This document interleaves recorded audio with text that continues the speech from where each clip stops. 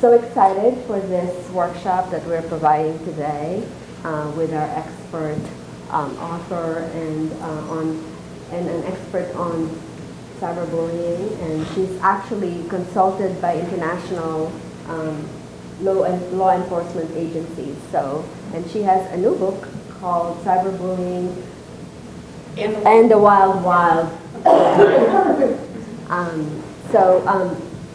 Want to introduce you to Jane Hitchcock, our presenter for today, and I want to remind people that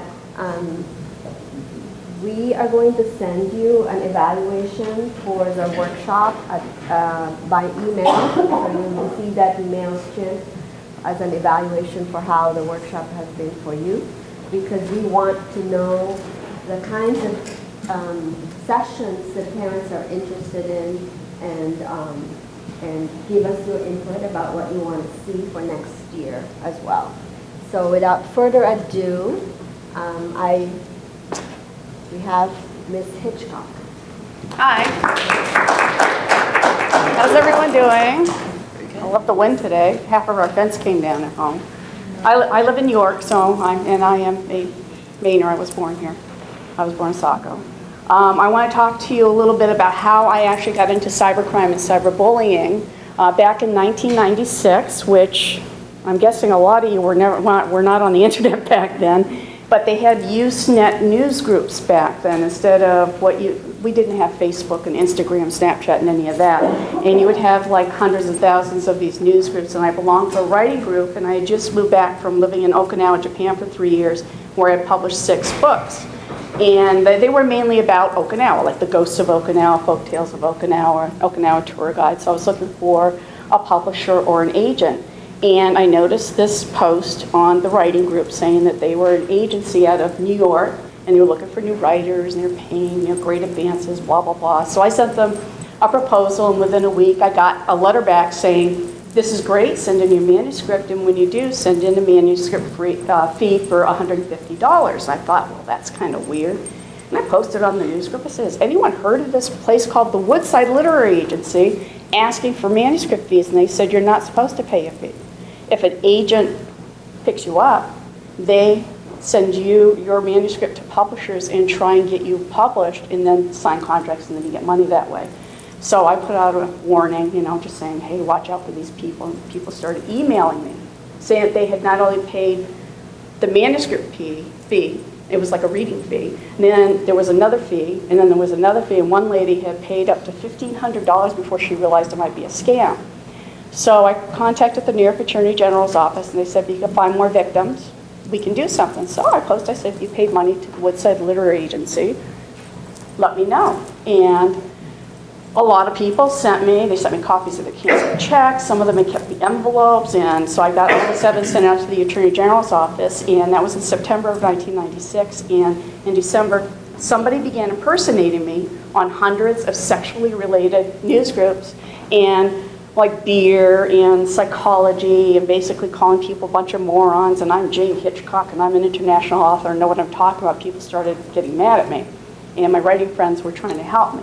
So to make a long story short, turns out this husband and wife who ran this literary agency were very upset that I found out that their operation was a scam. It took me 10 years to get justice, and they did everything in their power to make me hate everything, and I ended up seeing a psychotherapist for almost a year, and she said, you can turn this around. So I started speaking to local groups, and then the Maine, we lived in Maryland at the time, and the Maryland State Police had their cybercrime unit, and they had me work on the first few cases with them, because I had to learn how to track down these people online. Nobody knew. The police knew nothing. So finally, the U.S. Postal Inspection Service got in touch with me in 2000 and said, they did this through the postal mail. We're going after them, and they arrested them. And they finally, the husband went to jail for 9 months, I think it was. She was older, it turns out, and she had heart problems, so they gave her probation, and when he got out of jail, he was on 3 years probation. She died when he got out of jail. I haven't heard a peep from them since. But it took me 10 years to find justice. So that's how I started speaking to groups. Maryland became the first state in the country to pass an email harassment law, and I started talking with other states. I actually helped write co-write the Maine cyberstalking law and get that passed, and started writing books about it, and then started getting calls from schools, and that's how I got to where I am today. So, my organization is working to halt online abuse, Kids and Teen Division, and working to halt online abuse, KTD, is part of my Maine organization, which was formed in February of 1997. I am president of it. KTD was added in the fall of 2005, and we help online victims under the age of 18 and parents with advice on how to take care of cyberbullying and other online situations. Our staff consists of over 30 experienced volunteers from all over the world, because the internet is international, so you can't just help people in Maine or in the United States, you have to be able to help people from all over. What kids and teens need, they need their parents to fully trust them. They need them to be understanding if they come to you and say, hey, something's going on here, I'm getting these weird messages from somebody's contacted me, I'm not sure what they want, and they don't want you to freak out, because parents have a tendency to go, whoa, what's going on here? They want to get the sense that what they think, feel, and do is important and worthwhile. They want real communications. They want you to listen to them. Don't just jump to conclusions. Actually listen to what they have to say, and let them know that they can come to you if they do have problems online. Don't forget what it was like when you were a teen, and I don't know how many of you had internet back when you were kids and teens, but just think the world is ever evolving, so you need to learn as your kids and teens get involved with what's going on with technology. Maine is 5th in the nation for number of reported cyberbullying victims. You have Maryland, Vermont, New Hampshire, New York, and Maine. We are in the top 5. 3 New England states are in the top 5. That's pretty sad, because it's not being taken seriously. A lot of law enforcement agencies don't feel it's a problem, but it is here, and cyberbullying is going to get worse, and that's why I'm going to try and help you understand what it is and what you can do if you feel your child is a victim, or maybe they are the cyberbully.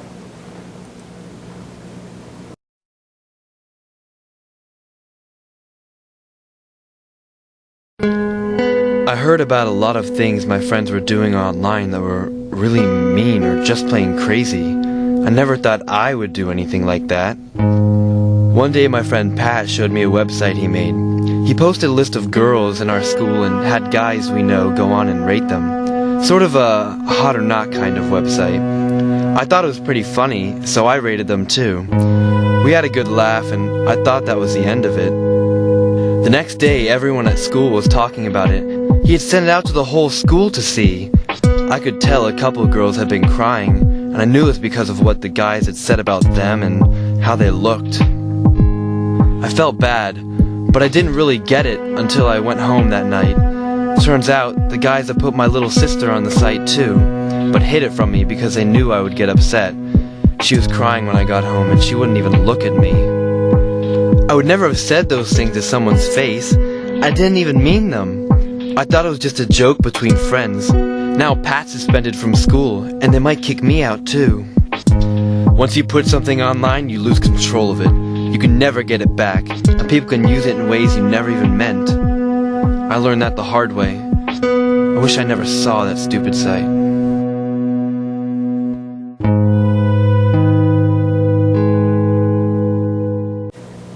If you get a chance to go to Netsmart.org, they have some really good videos and online tools for parents and for kids and teens as well. And what they do is when they do these videos, they actually use real victims. So that was a real kid that had this happen to him.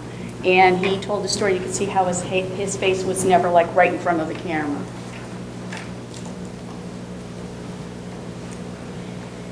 This father in Maine said that his son was discriminated against in the school, failed to address the cyberbullying concerns. School officials say it's not simple. I mean, it's never simple. You know, each case is going to be different. They're never going to be the same exact thing that happens. So he went in, this is in 2 teens in Ellsworth, were charged in connection with the suicide of another student. This is what happens. You read about it far too often in the news that these kids are being cyberbullied, and they can't find someone that they can trust to talk to, and they keep it within themselves, and then they kill themselves, and it's really sad. And that's why it's so important to be able to listen and to talk. Teens arrested in connection to bullying appeared to death. This is the same one. And they are being tried as adults. Michele Carter, I don't know if you remember this one, this is down in Massachusetts. She convinced her boyfriend via text to kill himself. She taunted him. She went to jail. They released her early because she had good behavior.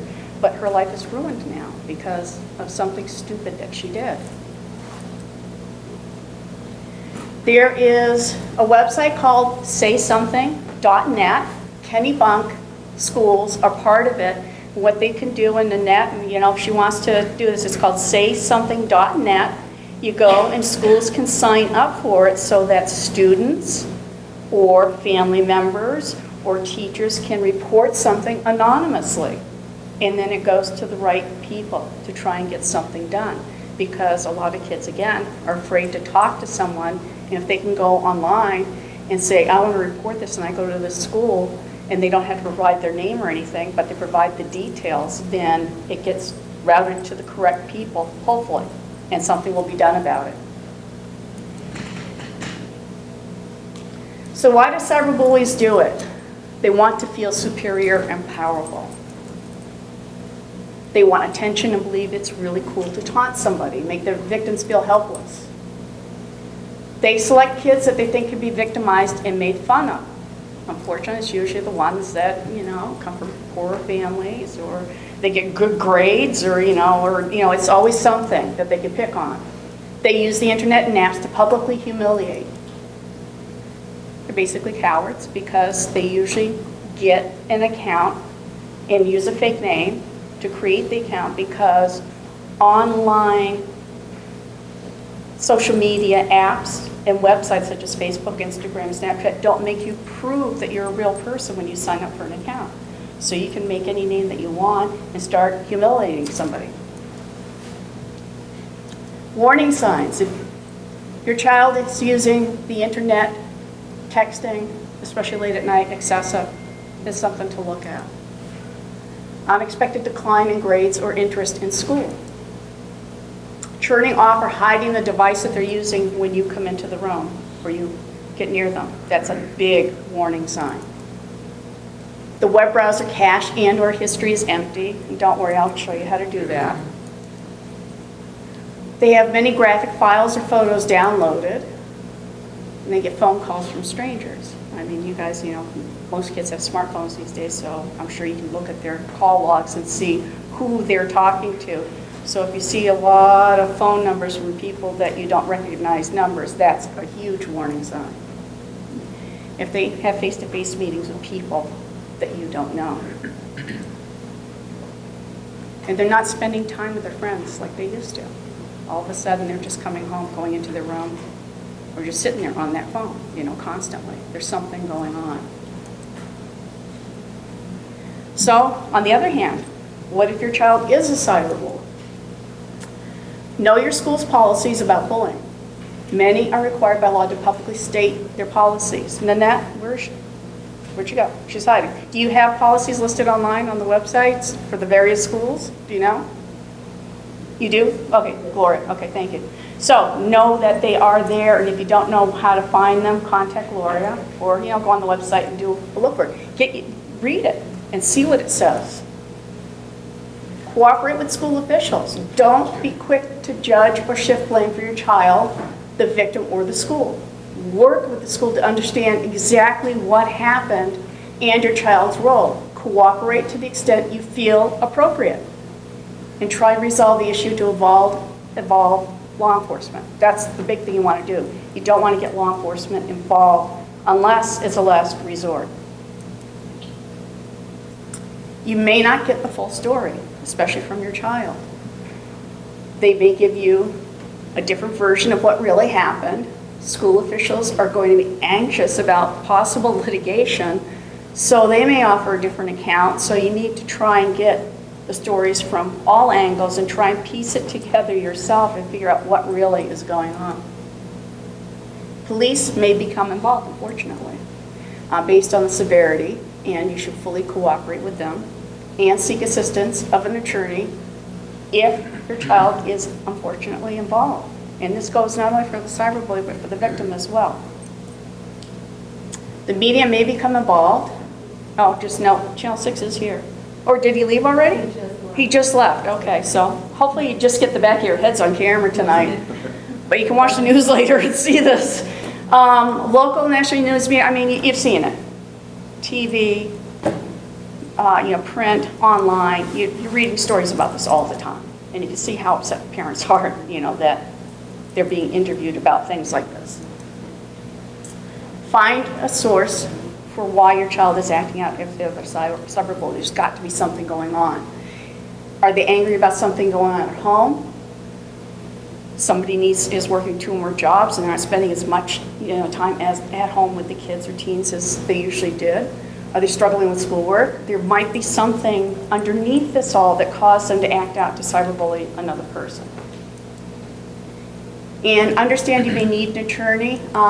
There's a great website called findlaw.com. They have great resources there as well, if it comes to that point where you think that you need somebody.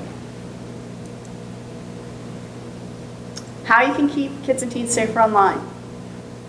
They should never give out identifying information. How many of you have a Facebook account, Twitter, Snapchat, or Snapchat? Now, when you filled out the profile, it asks for your birth date, your phone number, your home address, blah, da, da, da, da, da, this and that. How many of you put all that information in there? A few of you. So you don't need to open up the account. That's the whole thing, is kids and teens don't realize this, and they're very trusting and honest when they open their accounts. So you might want to take a look at their accounts to see if they put their cell phone number in there. A lot of them do. If they put more than one email address, then you only need one. And it should be like a Gmail or Yahoo account or something like that. It shouldn't be if you're using Spectrum, or is it still Time Warner? I don't know what it is anymore. They keep changing their name. But they should not be putting in that much information. I tell them to put in as little information as possible to open up an account. And then if they really need some more information, then it's up to you if you want that account or not. Some of them, when I do my talks for students, and a lot of them say they're not on Facebook anymore, but they are. They're still there. And I usually do searches for names of kids, and I check out their profiles, and it's amazing the information. Like the street address where they live at home. You know how easy it is to go on Google Maps and get a snapshot of your house. I mean, just showing these kids that stuff is that you can't be putting this information in your profiles because it's so easy for a predator or a bully or somebody else to get to you. Make sure they get your permission before giving out information like this. If you find out that they're getting a TikTok account, how many of you know what TikTok is? A few of you, I'll be talking about that later. Say, what did you put in for information to sign up for that, and make sure they're not giving out a lot of identifying information. Make sure any photos they put online are not suggestive or something you wouldn't approve of. I know kids and teens like to try and hide things from their parents, but it's good for you to try and keep on top of it. Get to know the internet and any services they use. It changes constantly. It was just Facebook, Snapchat, Instagram, but now you have like TikTok, and I'm going to be talking about some of the other social media apps that they are now using that you may not be aware of. Just ask them, say, hey, that looks really interesting. What are you doing? And ask them, how does that work? How does TikTok work? How does WhatsApp work? Take the time to learn about surfing the net and things you can do online if you don't already know how to. Sign pledges both for you and your kids. On our website, we actually have, on the KTD website, we have pledges for kids and teens and pledges for parents or guardians, and you both sign them, and it's I won't do this, and I won't do that, and I will do this, and I will. But you both sign pledges. It's not just the kid signing it. And those are available in PDF format on our website. And that's haltabusektd.org, okay? And are you going to be putting the presentation up online on the school website, or so that they can go back if they want to look at any of this? Yeah. Okay, all right. It'll be on YouTube. It'll be on YouTube. Okay. School's YouTube. Okay. So place the devices connected to the net in the family room or house. I know a lot of the kids have laptops and they have their smartphones, but if you still use a desktop computer, make sure it's somewhere central. People asking about this, net filtering monitoring software. Yes, you can, you should use this on any device that they are using. I tell parents that as long as your child is living under your roof and you're paying the mortgage, the rent, you're paying for their smart devices, I mean, you have every right to put this on there, and you can explain to them, I'm doing it to protect you. Because what if, unfortunately, something happens and they do chat with somebody online and arrange to meet this person and they suddenly disappear? I mean, you don't want to have that to happen, but unfortunately it does. And you need to take care of them. I'm going to be talking about that a little bit more. Learn to check the history of the web browsers that they use. If they are empty, it's time to talk to your child. If they do have their computer in their bedroom or their smartphone, make sure the door is always open. And I tell parents, if need be, take the devices away from them. Whatever their bedtime is, take them away, put them in a safe place, give them back to them in the morning. Nobody needs to be up at 2 a.m. texting their BFFs, okay? I mean, that's really is not necessary. I don't care what you guys do. You can do whatever you want, but kids and teens need to get their sleep and be ready for school. These are some internet monitoring programs that I have either personally tried out myself or I've done a lot of research on. PCPandora.com. They provide screenshots, key logging, and more. And all of these offer free trials. Usually it's a 30-day free trial, but they're pretty inexpensive. NetNanny.com. They see and control access to websites and block sites that you deem inappropriate. That's pretty good. Custodio.com. This is a new one I found out about. It provides powerful monitoring tools and parental controls for things not only screen time, but adult content and games as well. So if your kids like to play a lot of video games and want to keep control of what they're doing, this is a good one to try out. Computer time at softwaretime.com.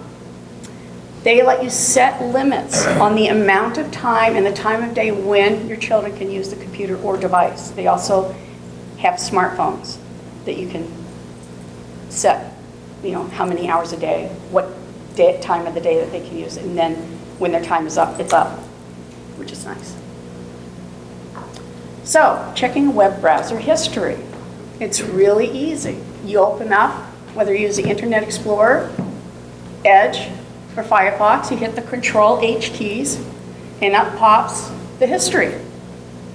It should have information. If this is empty, it's time to have a talk with your child. Find out where have you been? Why are you erasing this? Because they shouldn't be afraid to let you know where they have been online. So it's Control-H, and that brings up the history.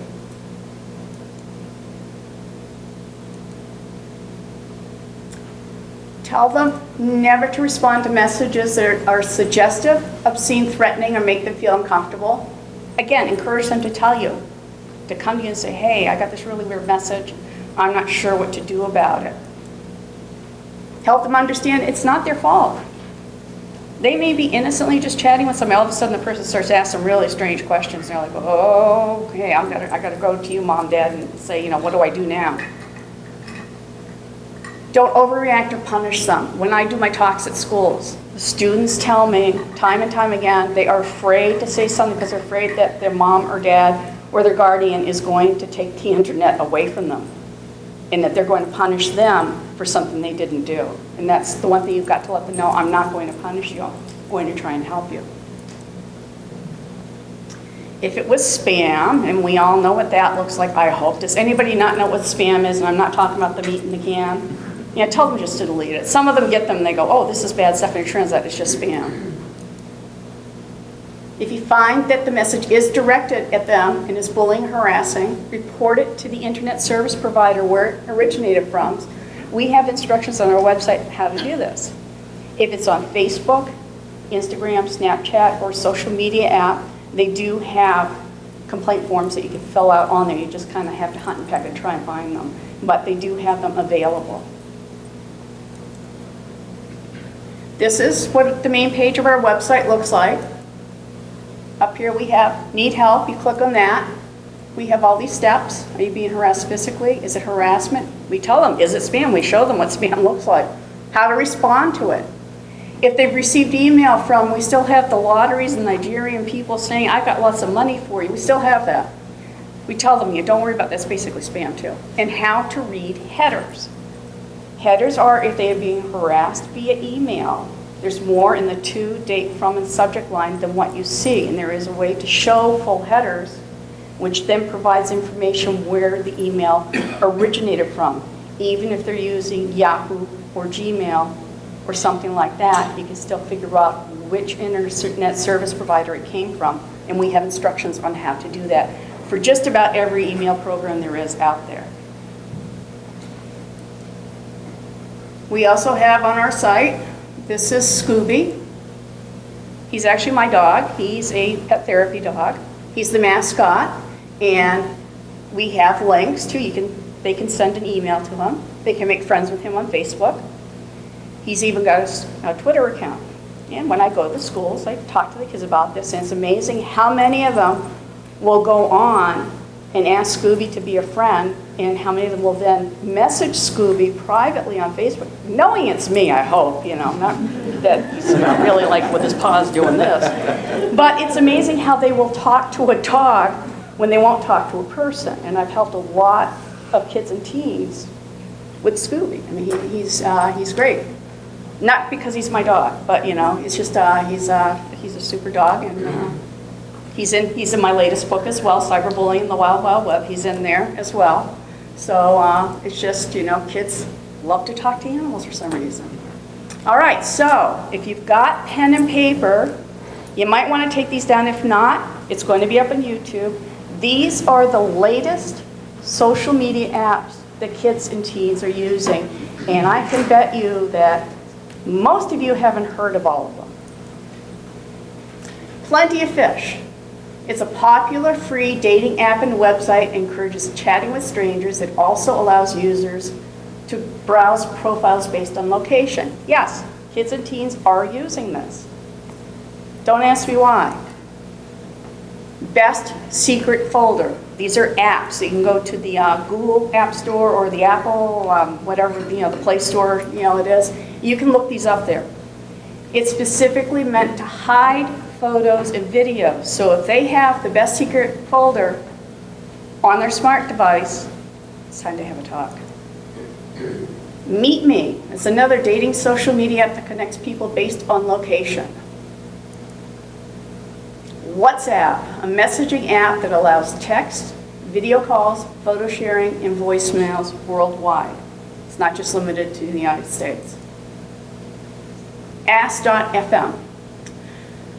The local sheriff's office, and I know, I just call him Bill, but the sheriff in York County, it lets users ask anonymous questions and is known for cyberbullying. I've actually worked on several cases where kids and teens have come to me or Scooby and said, hey, somebody asked me a random question, I answered it, and then they started getting kind of nasty with me.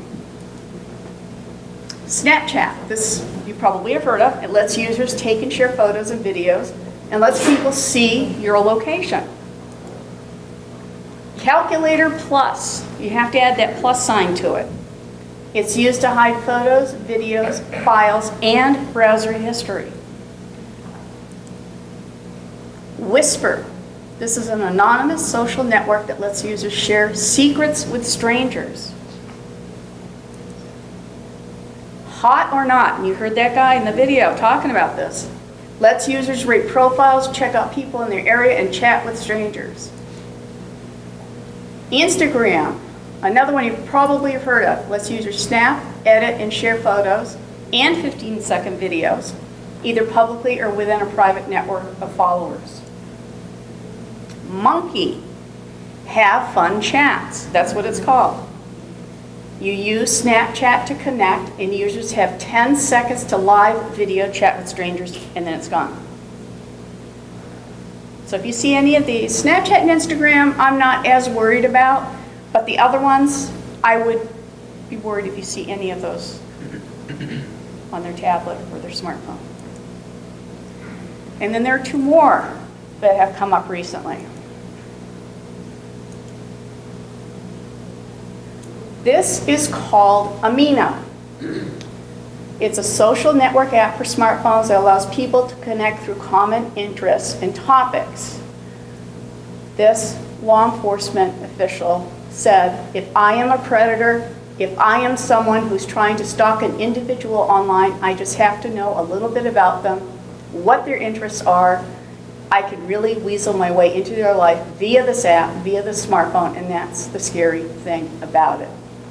It actually started innocently enough as an app for anime enthusiasts. Anime, if you don't know, is Japanese animation for K-pop and photography, but it includes hundreds of topics and chats accessible to anyone with a smartphone ages 12 and up.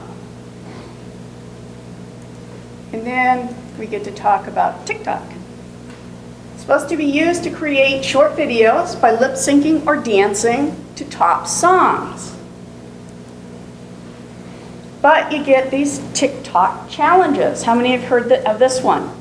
You're supposed to put a penny into the outlet, or I don't know, it's something like that. And it actually caused a fire at the school, and these kids got arrested for it, for setting fire to the school, basically.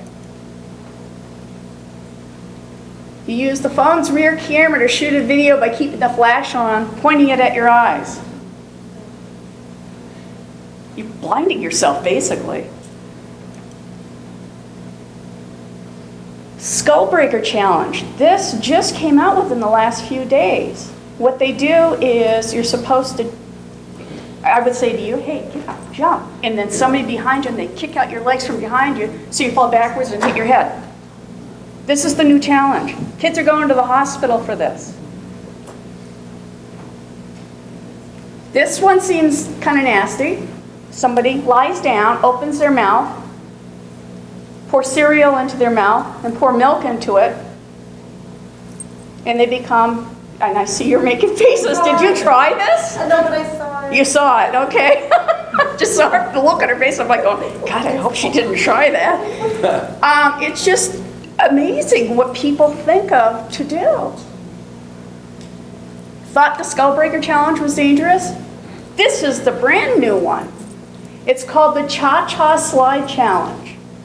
Teens driving recklessly to the beat of this song. It was released 20 years ago by this guy named DJ Casper, aka Mr. C, the Slide Man.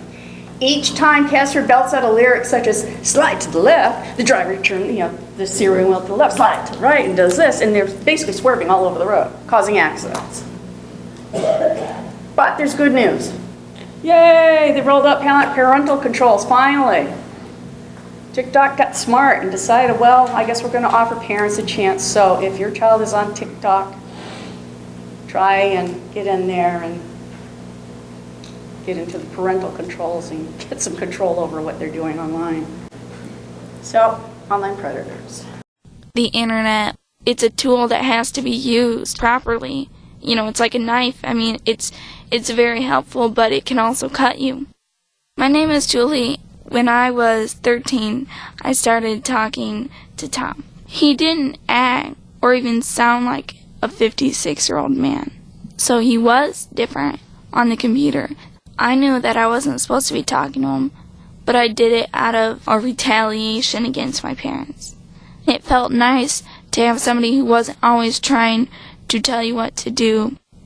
It started to get more like a relationship where it went from just friends to best friends, a more personal relationship than best friends. I would instant message him between 3 and 6 hours a day. I was really upset whenever I couldn't get on the internet because I knew that he would be like, "What were you doing?" And he emailed me like 10 times to wondering where I was at. Then you feel like extremely bad about it. It was an opportunity for him to manipulate more. I trusted him more than anybody else.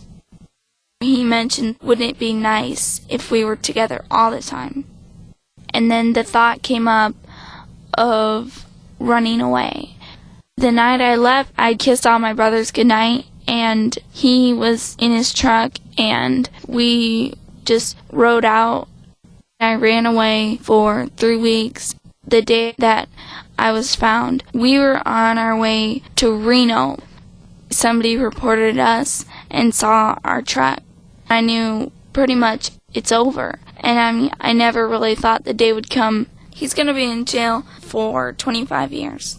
He sent a letter to me saying that it was my fault and that he was going to kill me if he ever got out of jail.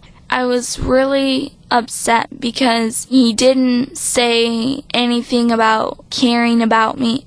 I didn't think of his background, and I didn't apply it to myself, and so maybe he could have done anything to me, even killed me.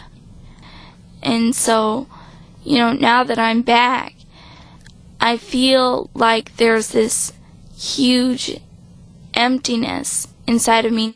If I could have talked to people, maybe I would have had a different view on some things.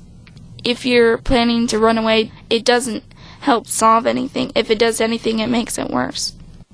Little things can end up becoming a big thing. I kind of wish that I never would have run away in the first place. I would never do it again. Again, this is a video from Netsmart.org, and this really happened to her. And you can see she said she started off chatting with this guy. She didn't care after they started communicating back and forth that when he finally revealed that he was a 56-year-old man, it didn't bother her.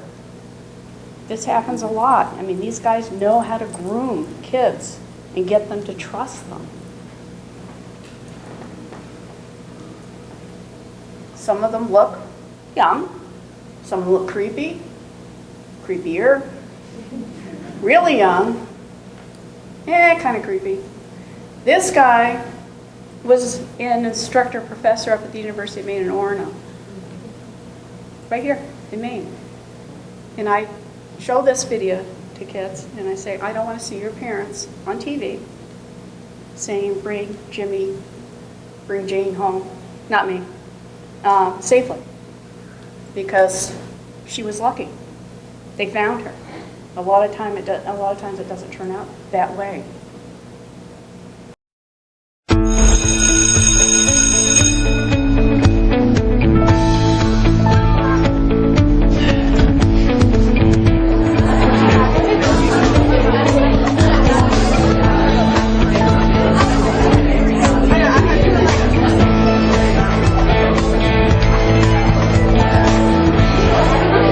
Hey Megan. Nice. Alright, quiet down.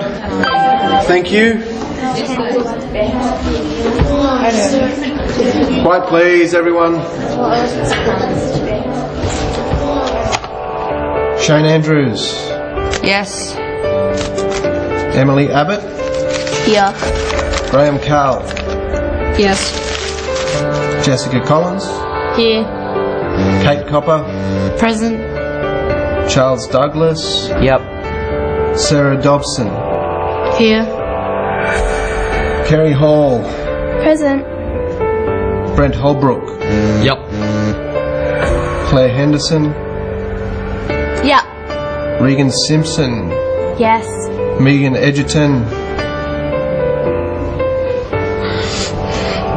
Megan?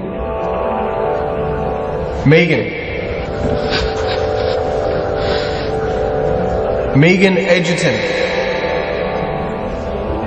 Megan.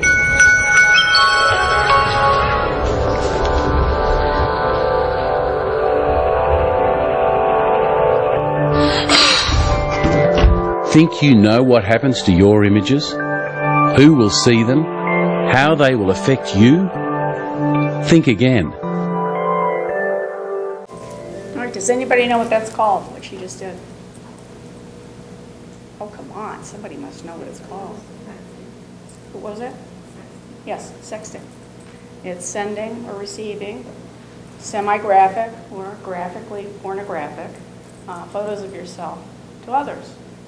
And this is actually based on a real story that happened in South Carolina a few years ago when this Australian organization decided to do a video on it. The one thing they didn't show was that after she ran out of school, she went home, she hung herself. Because she sent it to her boyfriend. She didn't expect her boyfriend to share it with everybody in the school. And then when her teacher got it at the end there, it said, 20% of teens have sexted semi-nude or nude photos of themselves. 39% have sent or posted sexually suggestive messages. 48%, almost half, say that they've received such messages. 71% of teen girls and 67% teen boys sent such messages to their boyfriend or girlfriend. 20% of girls and 39% of boys have sent the messages to somebody they wanted to date or get to know better. 51% of girls say pressure from a guy is why they do it. But 23% of girls and 24% of boys say peer pressure was why they did it. Over half of the girls say they did it as a sexy present. Almost half say it's common for sex to be shared with someone other than the recipient. And this is a survey that was done by the nationalcampaign.org. And it's not only there. Police in Nashua, New Hampshire, investigating after they say several students at a Catholic high school were caught exchanging nude photos. There's a large group of 10 to 20 students at Bishop Guertin High School were taking and sending nude photos of each other. Auburn, Maine Catholic High School. I don't know what the name of it is.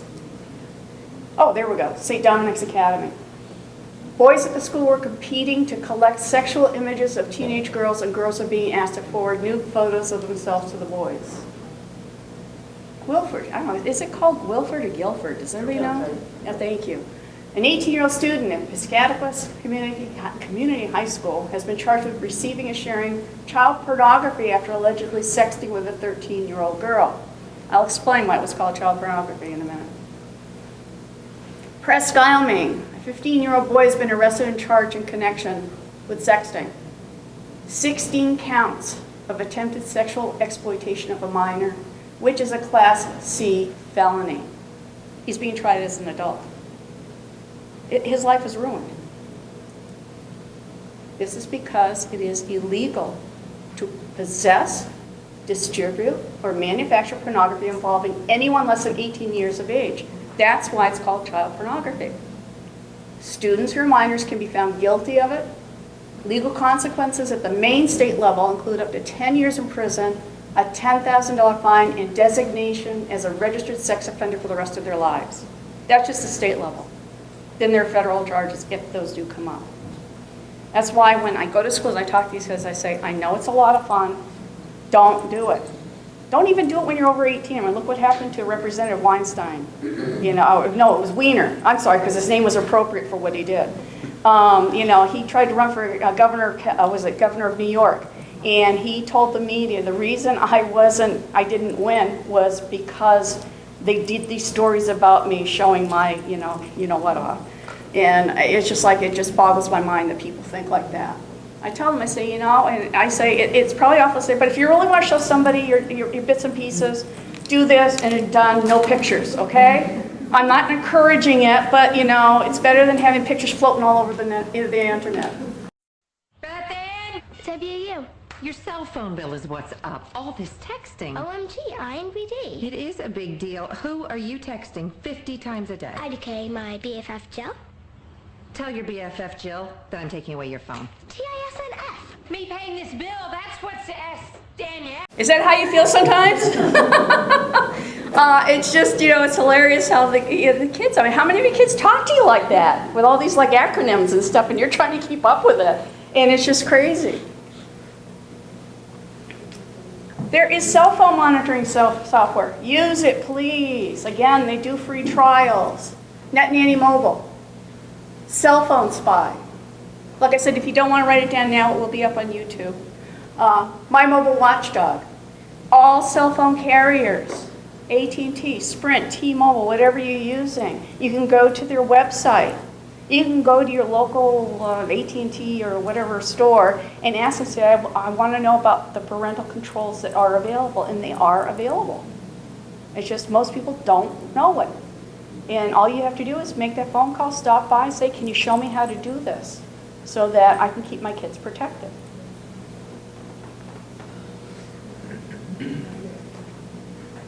Now, game console safety. Again, you're gonna. It's a long URL, so just watch it on YouTube, pause it, and then do it. But anyway, they have parental controls on the Xbox. It's available for PlayStation. How many of you knew? Did you know there were parental controls for video game consoles? Anybody? A few of you, maybe. Okay. Well, now you know. You can do this. Nintendo. It's easy. You just go to their websites, to these links, and protect your kids.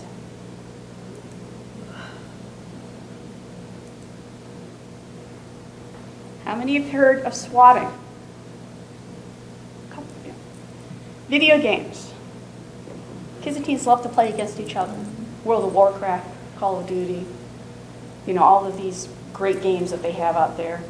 And somehow, the people who lose the game get very upset with the winner, and what they do is called swatting. They will call 911 and say, hi, my name is Jimmy whatever, and I'm holding my family hostage and I'm going to kill them all. And then give the address of the winner's house to see how much response there is.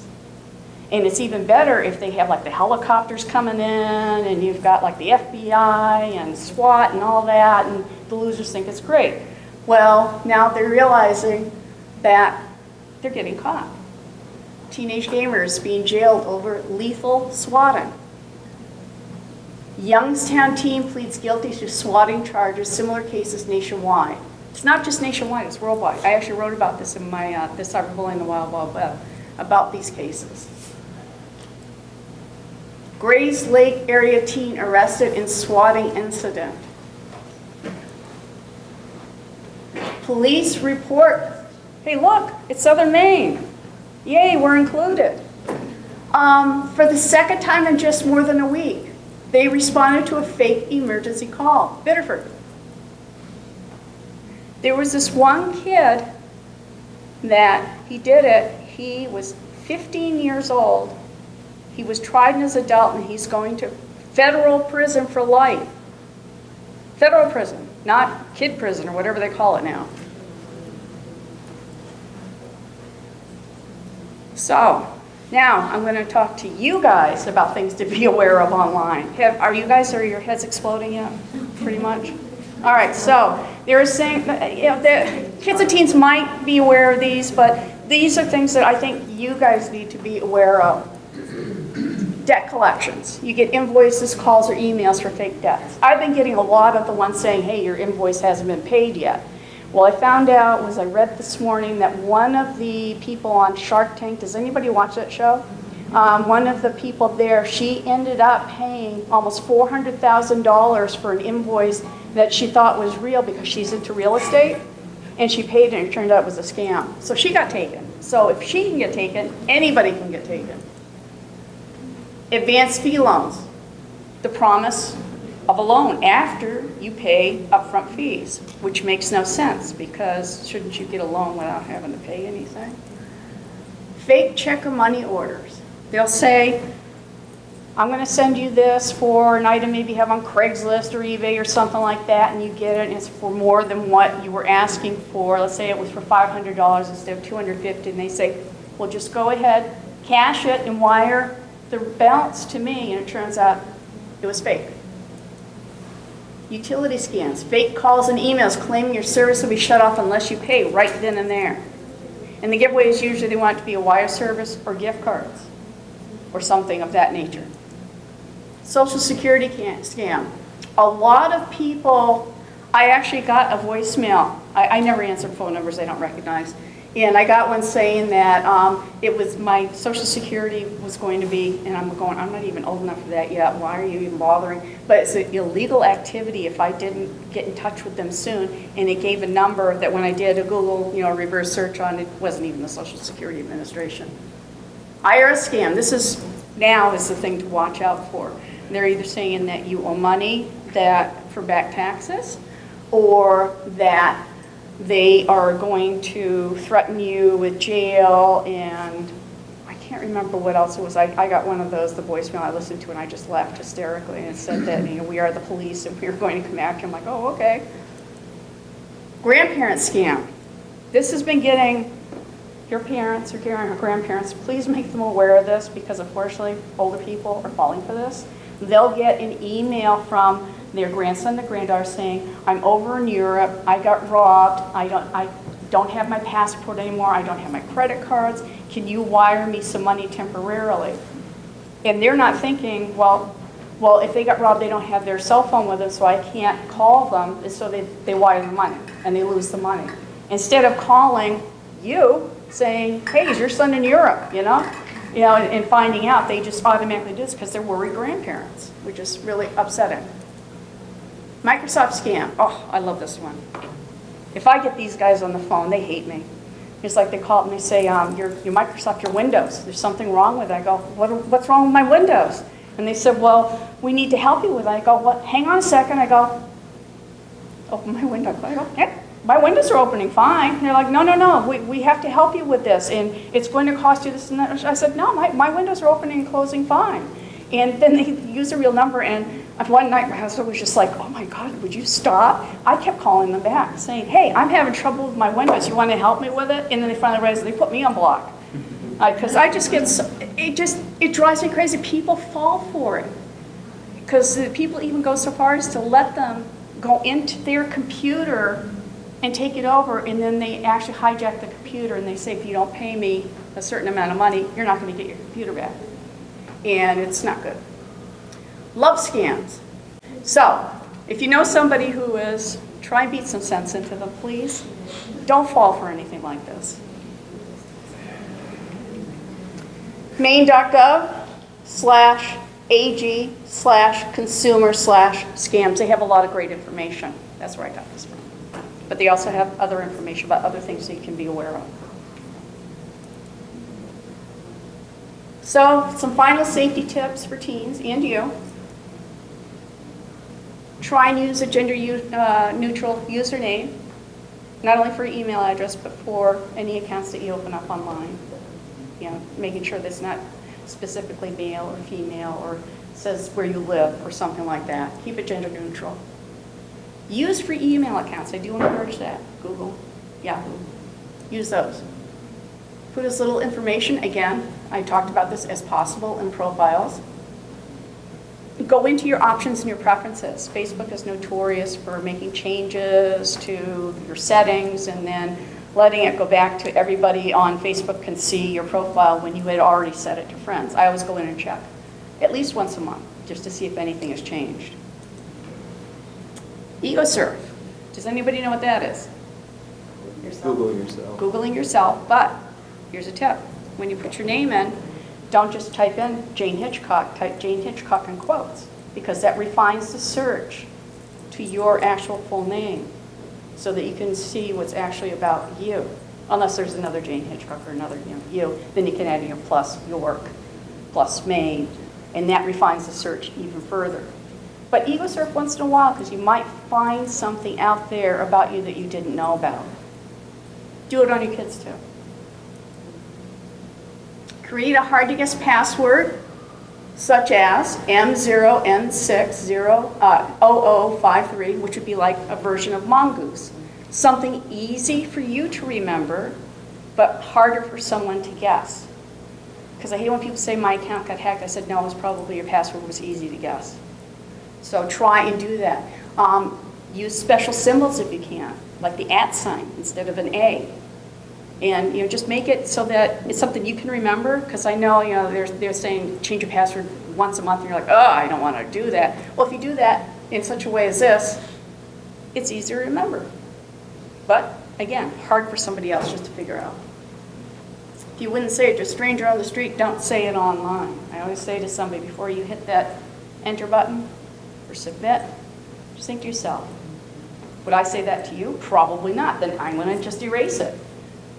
Don't do it, because you could end up becoming a victim or being, an idiot in stalking somebody without intentionally doing it. More safety tips are online at the Halt Abuse KTD website. This is my latest book. See, there's Scooby with me on the back. And it's got a lot of stories, like I said, about kids and teens. Some stories from New England, some international, national ones as well. But it's available at Amazon.com or my publisher, which is a real publisher, by the way, Roman.com. So, now coming to